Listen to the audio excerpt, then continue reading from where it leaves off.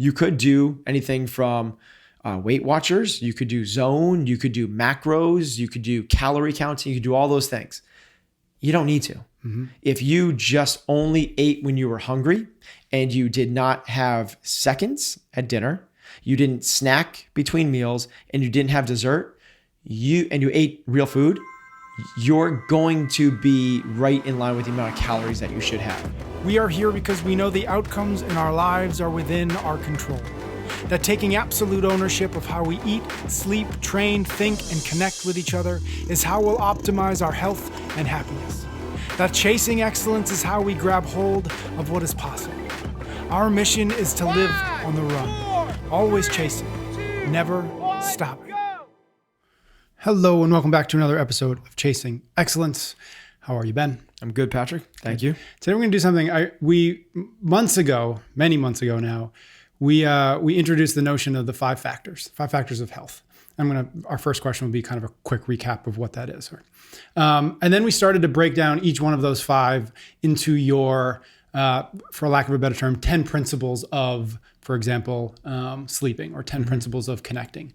And then I completely forgot about them, and we haven't talked about them since. So I realized the other day that we have a few more of these five factors that we haven't broken down into the 10 principles of. And so today we're going to do that. We're going to do that with nutrition or eating, right? Love it. So before we get into that, for those folks who might be new, who may not know what the five factors are, why don't you give us a quick recap of what that means when we say that? Sure. So this is in terms of the factors that affect your fitness. And this is the factors that you essentially have control over. So there's probably a couple others that we could talk about, but here's kind of the gist of this thing. If you were to go to the doctor and you had a good doctor, they would do more than just prescribe medicine to you. They would talk to you about, there's some root causes to what's happening. It's not about, let's say you have something in your shoe, right? Mm-hmm. That a rock in your shoe that's causing a lot of pain. They wouldn't go, here's an Advil. They would go, well, let's look in your shoe. Oh, look at this. We could remove this rock. So they're looking for the root symptoms of this thing. Most of the root symptoms have to do with these five factors. Mm-hmm. So those are, the first one is what you eat. So it's your nutrition. It's what we're going to talk about today. The next one is your movement, your exercise, your training. And that's awesome. That's probably the majority of where these things are going to stem from. I'm glad that doctors are starting to talk about that. Certainly trainers are, and the like. But it's not, I don't think it spells out the whole story. Mm-hmm. And to tell the whole story, you have to add in, I believe, three others. And that is sleep. And we've talked about sleep on this podcast a fair amount. Yep. Sleep and how important it is. The next is what you think.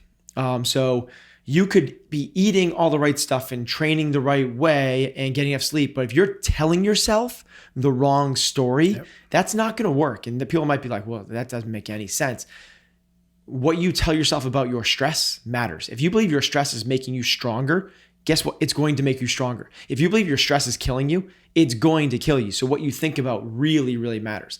And the last one, which is kind of like a little more soft for most people, is connection and your relationships you have with people. And the big one there is, this huge, massive study that came out of Harvard for generations and generations. It's the number one correlate to health and wellness, is the meaningfulness of these relationships. Not how many you have, but how deep are those relationships. Got it. Cool. So those are the five factors. You have more? I was just gonna say the two that also for sure affect it, and we should be looking at, but you don't have control over, so we don't lean into them so much, is your DNA. Yep. It's what's being passed down to you from your parents. Yep. But this kind of school of epigenetics of like, what light switches are we pulling and turning on based off of those other factors matter a lot. So yes, like you're going to get brown hair and brown eyes. You're going to be a certain height to an extent, but like whether these certain genes manifest themselves, cancers have a lot to do with the five factors. It's not just this was passed down. Oh, I'm screwed. Yeah. So you can't do that. The other one is environmental. And if you live in a smog-ridden city, like you're going to have a harder time thriving than if you live in pristine meadows and bubbling brooks of the mountains. Right. Got it. Okay. But we don't have as much control over, so we lean into the other five. All right. So we're going to dive right into our 10 principles here of nutrition or of eating. The first one being avoid added sugar. So we're going to talk about 10 principles, but let me maybe people are in a really a rush and they don't want to listen to this and they want something to take away. Like there's actually 3 really quick things that we kind of like hit them over the head with, to like, if you take these things away from this, you're going to be set up really well. And that is eat real food, not too much, mostly plants. That is our prescription for the athletes that we work with at the gym. That if that there's a lot of nutrition books that don't say as much as what those 3 words just said. Everything that we're going to talk about in these 10 reside underneath that umbrella. Yep. They're in one of those 3 categories, which is eat real food, not too much, mostly plants. So this first one of avoid added sugar is eat real food. Like in nature, there is no added sugar. It doesn't exist. Yet what we've done through the commercialization of food and the business of food, and it is a massive, massive business in the trillions of dollars of manufactured food-like substances. This is foods that did not grow out of the ground or were alive at one point. They are a company trying to figure out how to get more revenue. And the number one way to do that is to get it to taste better and want more and not fill you up. Then, oh my God, this is so good, I want more. Oh my God, this is so good, I want more. Imagine if we could do that at the gym, and we just got people to come in more and more and more. It'd be an amazing, amazing thing. Everybody would love to have that. Like the more you have, the more you want. Like the more shampoo you use, the more you want to use shampoo. Which is They've figured it out, they've hacked it. And the way they've done it is through sugar. Our body craves a sweet because it's back when food was scarcity. That used to be a real indicator of like, hey, sit and stay with this thing. This is kind of cool. And we've grown to love it. So, but we also know that sugar, particularly added sugar, is the road to chronic disease. Hyperinsulinemia. Hyper means too much. Insulin is insulin. It's the hormone in our body. And anemia is blood. So too much insulin in the blood is the precursor to all of the chronic diseases that we have in Western society. So everything from heart diseases to cancers to diabetes and all the stuff in between is mostly correlated to people having too much sugar in their diet. Number one thing that we could do is eliminate the added sugars. I'm not saying sugars. Eat your fruit, have a banana. Like, don't avoid those things. Those things are awesome. There's 0 added sugar in an orange or a pineapple. You can go do it. I'm not saying sugars. Eliminate added sugars. Now, sugars also live in a whole bunch of different names. They know people look for the word sugar. So, evaporated cane juice, molasses, rice syrup are all different code names for sugar. So when you flip over that label, don't look at the sugar's numbers right there. Look in the ingredients and see if there is added sugars. Cool thing is that they are actually mandating that companies start to, I think it's starting next year, they have to add in on the nutrition label added sugars. And there'll be a number next to it. Got it. There was a period during CrossFit that everybody seemed to go towards agave, thinking that it was somehow a better sugar. Is that where do you come down when somebody comes those to you? Sugars, if they're added in? So agave, maple syrup, molasses, honey, all things those that might be natural. Those are added sugars. Okay. That's a food. That's like taking your banana and adding honey on top. Yes, sounds good. Yeah, right. But that's what the deal is. We're not adding those things on. Those is added sugar. Like sugar comes from the sugar cane. It's natural. Like. We're trying to avoid those adding sugars on. Got it. Okay, next one. Steer clear of processed foods. Okay, so after sugar, the next real evil would be processed foods. And there's things that don't have high sugar content that we still want to avoid. Think bagels, think chips, pastas and breads and things like that. Those are, while they don't have a lot of sugar, they have a super high without getting too, they affect your insulin the same way sugar would. So whether we've seen this in tests, whether you put a teaspoon of sugar on your tongue or a piece of bread on your tongue, your body responds to it the same way.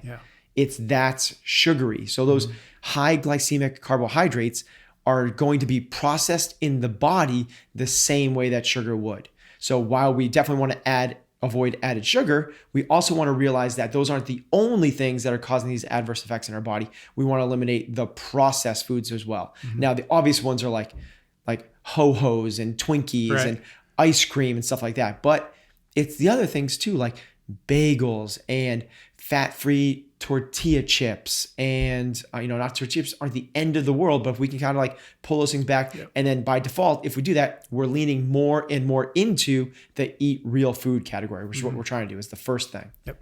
Got it. Next one, eat only when you're hungry. So now we're leaning into the second one, eat real food, not too much. So how do we classify not too much? You could do anything from Weight Watchers, you could do Zone, you could do macros, you could do calorie counting, you could do all those things. You don't need to. If you just only ate when you were hungry and you did not have seconds at dinner, you didn't snack between meals, and you didn't have dessert, you ate real food, you're going to be right in line with the amount of calories that you should have. Again, don't eat out of boredom, only eat when you're hungry. Don't have seconds, don't snack, don't have dessert. If you eat out of hunger, that's the way we should be operating. Would you recommend, because I feel like a lot of people, you said don't eat out of boredom, but boredom can sometimes feel like hunger, right? If I remember the story that you've talked about.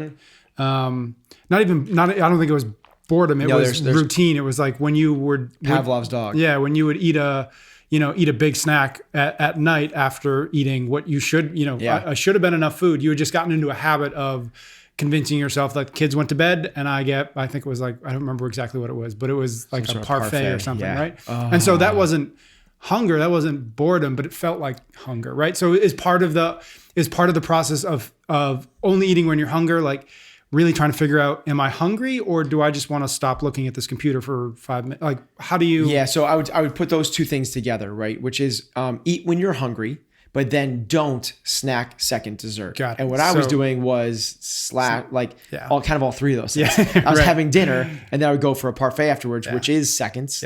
Which is a snack and it is a dessert. It's one of the so set meal time, like literally set meal times on the calendar, and that's when you eat. And we should be able to get by. Like Men's Fitness forever ago when I started coming up told us that we should be eating lots and lots of small meals. When you do that, you never give your body a chance to digest something. You're kind of constantly in this post-digestive state.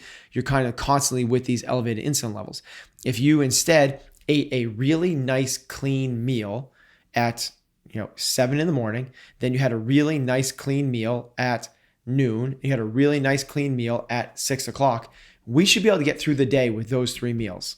That should be enough. Now, if you can't, okay, have an afternoon snack at the 2 o'clock doldrums. I get it. Like, I'm not saying, okay, you can't out of that. Okay, have the 10 o'clock snack in the middle of the day as well. Now you're eating every 2, 3, 4 hours. If you can't make it past that, something's wrong. Would it make more sense to just adjust the amount of food you're eating at that 7? Possibly, noon, but I don't want people, because one of the things is like, we don't want to go back for seconds. You don't want to make a huge meal. You can overeat at a meal and cause a bad insulin response just by having too much. You could actually have like really good high quality protein, really good veggies, really good healthy fats.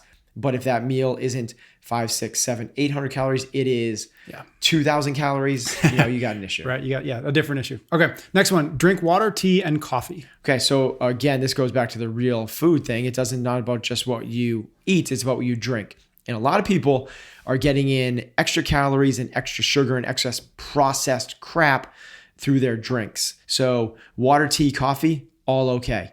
Almost anything else we should be at least questioning. We should at least not just grab it out of routine. So whether that's a smoothie or really juice of any. Yeah. So like I was trying to find something like in between type thing, like a glass of milk, or something like that. Let's at least think about it, and then let's avoid juice. Let's avoid sugar, and let's minimize alcohol. Right. We're not going to go down that road. So but like the alcohol thing, I get it. It's a very social thing. Yeah. We want to be able to, and we've talked about this before as well. To me, 3 drinks a week is totally appropriate. Now, whether that's 3 drinks in, over 2 nights, or that's 1 drink every other night, I think that's probably pretty appropriate. I like to go with this, the gentleman rule, which I hold myself to. Yes. Which is when you go out with friends, when they order a drink, have a drink. Like order your first drink with them and drink that with them. When they order their second drink, order it, but you're not allowed to finish it.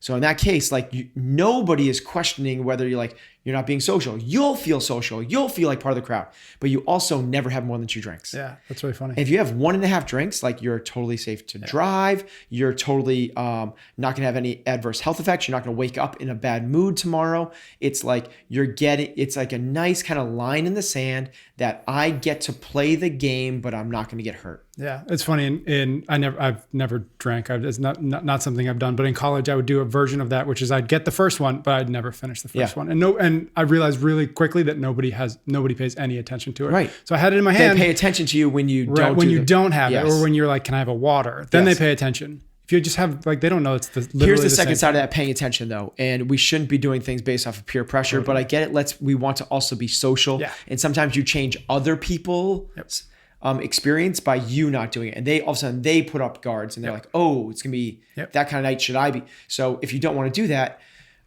that's cool. But also, what I love is like you realize like after the first one, no one's paying attention to you. I love the Winston Churchill saying, which is, in your 20s, you're so concerned what other people think of you. In your 40s, you stop worrying about what other people think of you. In your 60s, you realize no one was thinking about you anyway. All right, the next one, eat veggies at every meal.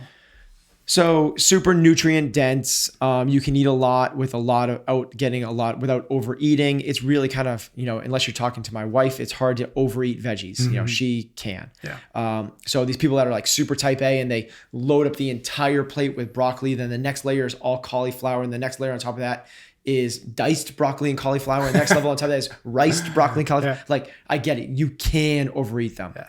You're going to have digestive issues before you have like long-term chronic health issues. So just kind of listen to your gut. If you're farting or you're pooping really badly, then you're having too much veggies. Yeah. Other than that, let's try to get vegetables at every meal. And it doesn't mean lots. Yeah. You don't need to go crazy.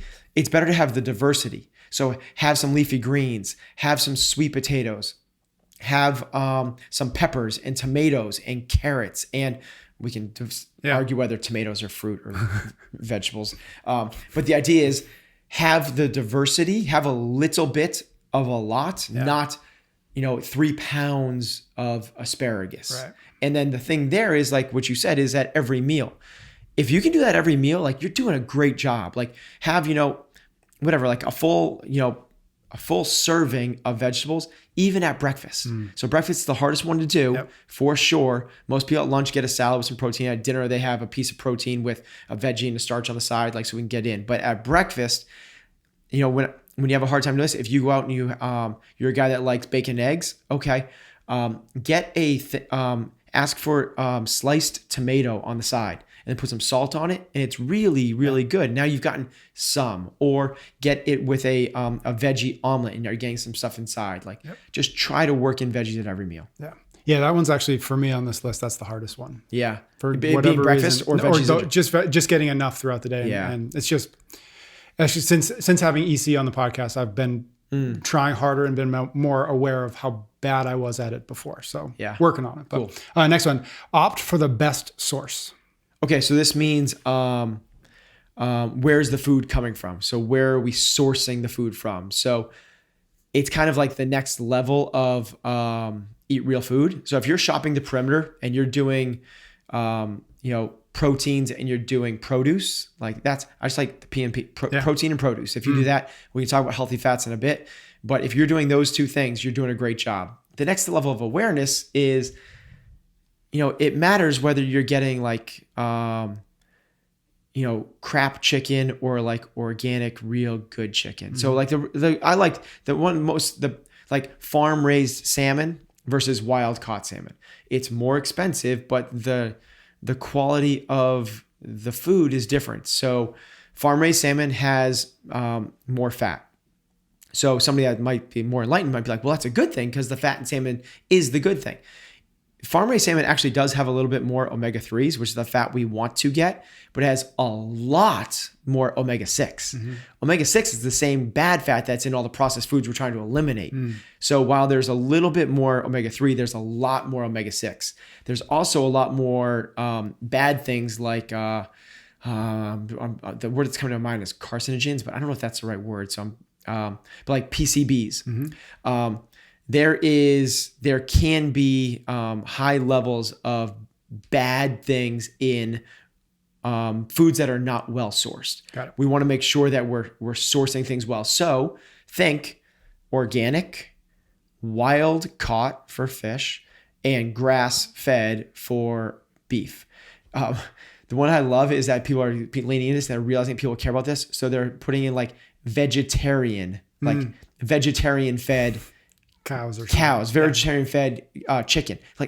That's what they eat. That's what they eat. Actually, chickens don't. Chickens are omnivores. Chickens eat other chickens. Yeah. But cows, because it says like vegetarian fed cow, like what do you think these cows are like chowing on other cows? Like that doesn't mean it's better. What we're trying to stay away from is the grain fed. Yep. Now we get into like the really nuancy thing, like, well, is it grass fed and grain finished? Like you go to a good steakhouse and that's how they'll do it. That's better than grain fed. Personally, grain fed essentially means that the food you're getting was from a feedlot, which is the same thing as like farm raised, which is, envision these things, these pools of fish that are just like, they don't even have enough room to swim. They're on top of each other. There's almost more fish in the area than there is water. And think of, like, they have to poop. And now they're alive, growing in their own poop. Same thing with like these chicken coops. Everyone's heard the nightmares of the chicken coops. These chickens are like hormonally fed. They're so big they can't walk because the chicken breasts are so big they're falling on their faces. Now they're in their own feces and they can't get outside, as opposed to like the happy cows of New Zealand, right? Which are like roaming the pastures. They have sunlight on them. There's no bad like chemicals. There's no pesticides. There's no hormones. It's all just the way it was intended to be. You know, they're massaging them while listening to classical music. Life is good. This episode by far features the most mention of poop that we've had so in our 80 plus episodes. Next one is prepare the food yourself. So one of our principles of our lives is figure out what you have control over and what you don't have control over. If you are cooking the food, you have ultimate control over that. If you're eating out a lot, restaurants are in the same business as the manufacturers are, which is their goal is to make the food taste really good and get you to come back and want to eat more. So they try to make it taste really good. So they'll put a bunch of crap fats in there, you know, like vegetable oils or margarines. They're also trying to save money. So it's and then they'll source it poorly. Yeah. And then they'll put, you know, they're not in the business of making you healthy. Yeah. So if you eat at home, you have ultimate control over what's going on the plate and eventually into your mouth. So I would say, as much as possible, prepare the food yourself. If you can, become Captain Tupperware and you go to work every day with your little box lunch and you don't have to go to the cafeteria or somewhere else to get your lunch every single day. Having said that, if you are going out to eat, and it's a necessity for a lot of people with their businesses or the way that they've structured their lives, try your best. It is still easy to eat as clean as you can, which is look for the protein, ask to double up the veggies instead of the starch. So instead of the rice or the French fries, ask for double the veggies instead. Get a side salad as an appetizer, not the nachos, and then ask for olive oil and vinegar. And ask them not to cook it in anything in vegetable oil. You do that, and you're doing a pretty good job. Yeah. Okay, the next one you mentioned a little bit, but know the difference between good and bad fats. Oh, good segue, huh? Yeah. So, okay. So good fats, talking about like the salmon thing, it's omega-6 versus omega-3 is kind of the big one. There's a whole bunch of different types of fats, but essentially we want to kind of know, it's not about the science, it's more about the concrete. So you can go to like the supermarket and know if you're buying a good one or a bad one. Yep. So some good ones are things like, so first off, you need fat. Fat is a key part of hormone regulation and health and healthy skin and all the rest. So good fats are things like, you know, just not news to anybody, but salmon, eggs for a lot of people, olive oil, avocados, coconut oil, ghee, things like that. Bad ones are things like margarine, vegetable oils, canola oils, and like things like fried foods like French fries or things that are cooked in kind of that crap environment. So if you understand what those good fats are, seek them out. You want to get those things in. You don't need to go crazy with them, like nuts, like you have nuts. But you want to get a nice small serving at every meal. You don't need to, unless you're doing like a ketogenic diet, you don't need to overload those things. If you're doing a normal person diet, just have a little bit of healthy fats. So we talked about breakfast. Yep. Have your tomatoes on the side, a veggie omelet with a little bit of avocado on top, and you're good to go. What about, you mentioned nuts. What about nut butters? Where do they fall in the so nut good, butters bad? are okay if they truly are a nut butter. If it's a nut that's been ground up and it's now in a jar. Regular like commercial peanut butters and almond butters are not that. Yep. They have hydrogenated vegetable oils in them, which is the crap which we're trying to avoid at all costs. And they have added sugar in them. Got it. Next one, choose your fuel. Okay, so what I mean by this is decide, another nice segue, really well. Yeah. That is like, are you choosing to be fuel yourself off of, basically, there's 3 macronutrients. There's protein, carbs, and fats. Protein is not the best fuel source. You can, but it's not the best fuel source. It's more about rebuilding muscle tissue. Carbohydrates are a fuel. Your body will use it very, very, very easily. It's the body's kind of easiest access to fuel because it's glucose. Yep. It's just sugar, which is what your body stores its number one energy source anyway in the muscles, the liver, and so on. So figure out if you want to fuel yourself off of that glucose, aka carbohydrates, which don't hear processed foods, things fruit and veggies and things like that, or fat. Are you going to be a fat fueled athlete, which is more like the ketogenic side of things? What you don't want to do is be like, I'm going to try keto and like go off this fat fueled thing, but then continue to eat tons and tons of carbohydrates. In that case, you're overloading the fuel and all the extra fuel has to go somewhere and it goes to fat storage. Mm-hmm. So it can be used as fuel later if your body gets into a starvation state.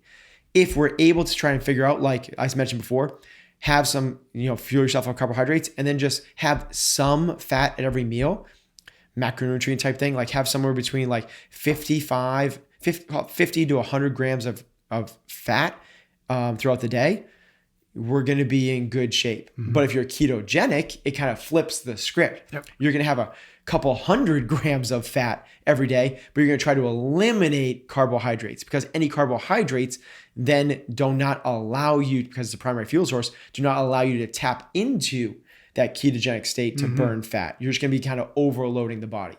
So figure out if you are a high intensity athlete, CrossFit, or a sprinter, or a mixed martial artist, or a football player, or a hockey player, you need to fuel your body off of carbohydrates.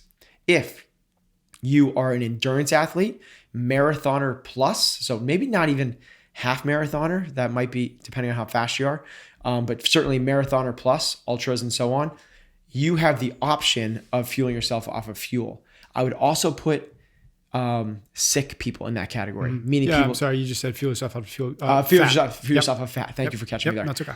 I would also put sick people in that category, which we could lower their carbohydrate intake and put them more on a fat-based diet, and I think they'd see a lot of benefits out of that. Mm-hmm. What I mean by sick is somebody that needs to lose more than 50 pounds. Mm-hmm. Got it. Okay, last one we've got: eat mindfully. Okay, so one of those 5 factors was kind of that mental aspect to it. Yep. The story we tell ourselves about ourselves matters. Just that mindfulness approach to everything we're doing matters. Food doesn't get, I know we're busy, but food isn't an excuse to like not be mindful. Yeah. So if you could only eat at a table with no screens, you'd be doing a good job. Yep. So think about like what kind of that parameters that puts you around. Like you're no longer eating in your car.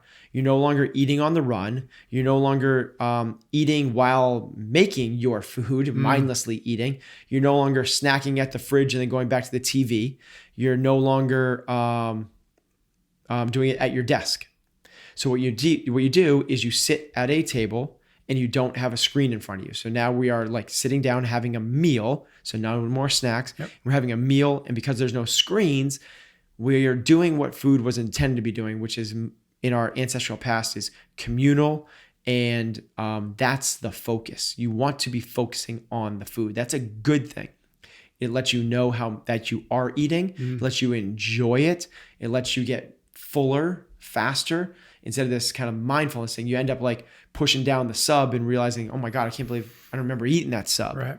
Now all of a sudden you're having a nice prepared meal, sitting down with friends and family and socializing over the meal. And that's what food was more intended to be. Yeah. So it's interesting that it touches on some of the other factors, one being mindfulness or mindset, but also that connection element, because that's really what happens when you do that. And when you do that, most likely people make better choices when they sit down at a table to eat without a screen than they do when they do any other kind of eating. Yep. If you're going to the movies, you're not going to eat well. If you're at a sporting event, you're not going to eat well. You're not at tables there. If you're at your desk, you might not be eating as well. If you're in your car, you might not be eating as well. Because you opt for what's most convenient. Exactly. Yeah. Now, if you're going to sit down at a table to have you're probably going to have a meal, and it's going to be thought out and prepared.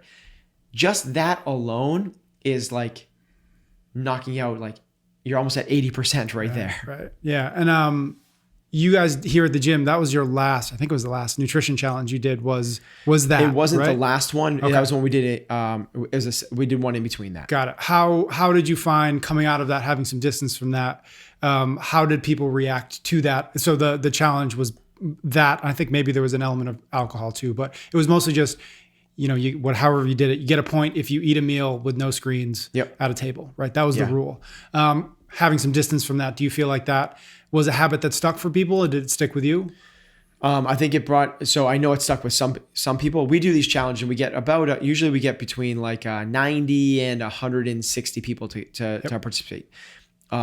What we look for out of those challenges is for people to raise the level of awareness, raise their level of consciousness, and change a habit or two, so that when we pull the challenge away, we know that they're going to slide back, but they don't slide back to where they were before. Right. So we're trying to basically raise the bar.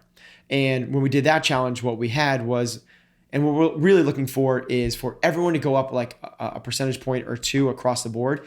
And then what we love to see out of that 100 people, we're only going to get this 1, 2, or 3 people that change their lives. Yeah. And I'm bringing this up because when you said that, I have one person that said it changed their lives, where all of a sudden they became incredibly mindful of they're a mindful person anyway. The yoga practitioner. Yes. Yeah. They do yoga. They do yoga. That's how CrossFitter says. But they said it really did change their perception of food and what food is and how it should be enjoyed. Yeah. All right, my man. Those are your 10 principles of eating or of nutrition. We will see everybody next week. Thanks, Patrick. You can get every episode of Chasing Excellence wherever you listen to your podcasts or on YouTube. Until next time, thank you for listening.